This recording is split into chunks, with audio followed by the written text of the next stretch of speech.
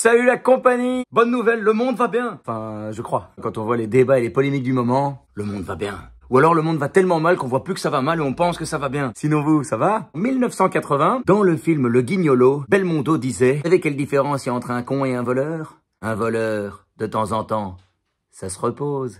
Eh ben, de nos jours, on a 2-3 qui ont beaucoup de mal à cacher leur grosse fatigue. Par exemple, en Argentine, une influenceuse a publié une vidéo de sa rhinoplastie en disant, je cite, « J'ai fait une rhinoplastie pour que mes futurs enfants aient un beau nez. » Moi, ce qui m'inquiète le plus, c'est que cette personne nous annonce qu'elle aimerait bien se reproduire. Comme dirait l'humoriste Arnaud Demanche, sur l'échelle de la connerie, celle-ci, elle mesure 2 mètres Gims. Ouais, c'est la nouvelle unité de mesure. Gims, encore un qui mériterait du repos. Quand il chantait « Je me tire », fallait le faire, fieu. Suite à la récente sortie de Gims où il essaye de parler d'histoire, Pierre Palmade aurait déclaré « J'aurais jamais dû lui donner le numéro de mon dealer ».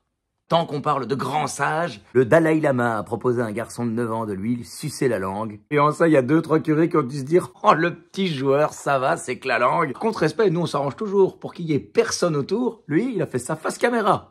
Chapeau. Alors le top, c'est le 6 avril dernier, lors de la journée mondiale des pâtes à la carbonara, la marque Barilla a créé la polémique en proposant une recette de carbonara inclusive pour que tout le monde puisse en manger. Alors, moi je suis comme vous, hein, par rapport à ça, je savais pas qu'il existait une journée mondiale des pâtes à la carbonara. Alors je rappelle que pour faire un carbo à l'italienne, il faut de la pancetta, des œufs et du pecorino. Oui, je sais, il y a un des 3 ingrédients qui n'est pas tout à fait le bon. Ça c'est pour laisser la chance aux gens de pouvoir polémiquer pour rien. Et du coup, pour rendre inclusive la carbo, et que peu importe votre religion, vous puissiez en manger, Barilla a proposé un carbo dans lequel ils ont retiré pancetta, les œufs et le pecorino. J'ai envie de dire, du coup, c'est plus un carbo, ça c'est juste des pâtes, hein. Pour retirer tous les ingrédients d'une recette, c'est un autre plat. Voilà, merci, au revoir, fin de la polémique, plus besoin d'en parler. Mais bon, ça c'était sans compter sur l'intervention du président des gens très très fatigués, monsieur Georges-Louis Boucher, qui a déclaré « Il est tout de même incroyable qu'on crée une publicité pour dire aux gens qu'on peut modifier une recette selon ses envies et ses besoins. »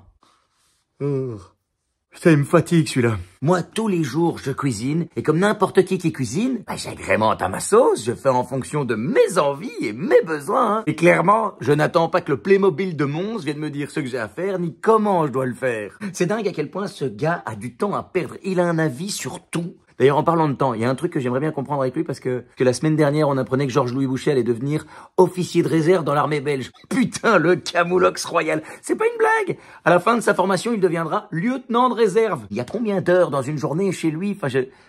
Où trouve-t-il le temps? Il est président du MR, président du club Les Francs-Borins, président du Temps Perdu, sénateur, conseiller communal. Il est à l'affiche d'une télé-réalité en Flandre. Et la liste est encore bien longue. Surtout, ce que je comprends pas, c'est comment il gère son agenda parce que il passe la moitié de son temps à répondre à des interviews et l'autre moitié de son temps à se plaindre qu'on ne l'interviewe pas suffisamment. En fait, ce gars, c'est le remake vivant du gendarme en balade.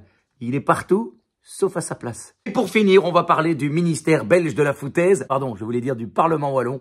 J'ai tendance à... Oui, encore lui. Encore des dépenses inutiles. Alors, cette fois, on apprend que le mobilier acheté explose tous les budgets. Un canapé à 18 000 €.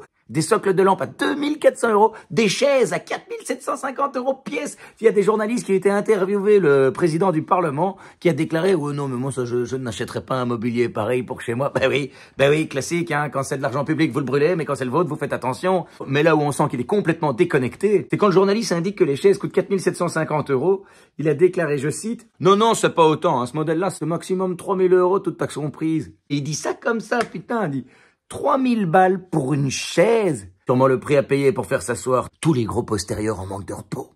Alors, elle est pas belle la vie?